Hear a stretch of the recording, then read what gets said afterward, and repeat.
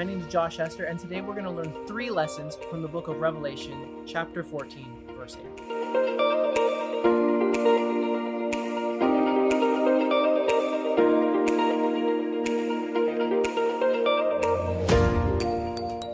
It says this, "And another angel followed, saying, Babylon is fallen, that great city, because she has made all the nations drink of the wine of the wrath of her fornication." Now, the first thing I want you to see is that the city of Babylon was not used on accident. In fact, Jeremiah says that God's people would be in Babylon for 70 years. And not only that they would be there, but that if they blessed their captors, they would be blessed. The historical city of Babylon is mentioned in the book of Jeremiah multiple times. And the reason it's mentioned is because Jeremiah had a prophecy about this city. You see, this city was a city that had taken God's people captive because of their sins. In Jeremiah 25, verse 11, it says that God's people would be stuck in Babylon for over 70 years. Now, just to make things clear, he says Babylon the Great.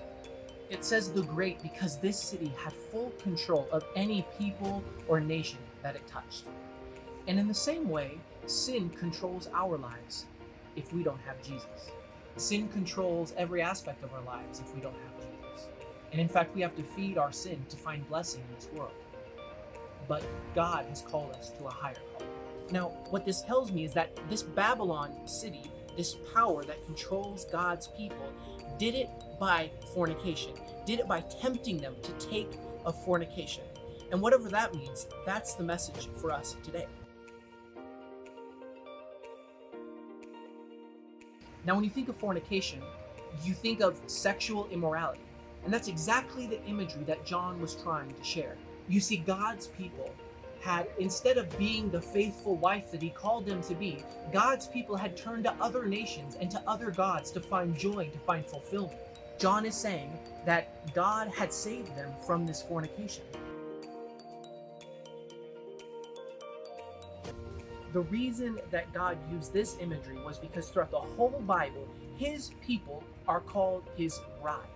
And this is especially true in the book of Revelation. We are God's bride.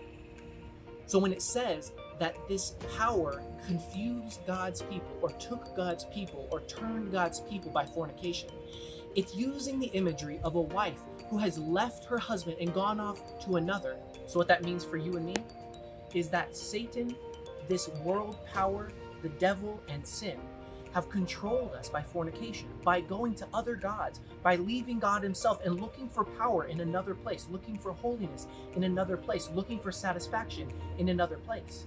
And John is saying, as he sees Jesus, that fallen is that power. We don't need that sin anymore. And that's the message for today. Number 1, there is a power. In Revelation, it looks like Babylon. But in our lives, it looks like sin, and it looks like Satan, and it looks like selfishness. This angel comes to tell us that no longer are we controlled by sin.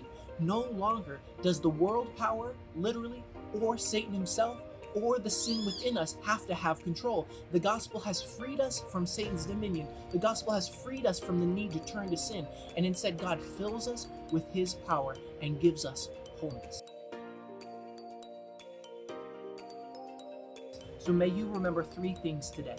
1, there is a power out there, and this power wants to control you and to destroy you. Number 2, the greatest way that Satan gets us to turn away from God is not to hate God, but to love other things that will never fulfill or fill our needs of pleasure and joy and meaning. And number 3, this power has fallen. Satan is defeated, and God has won the battle.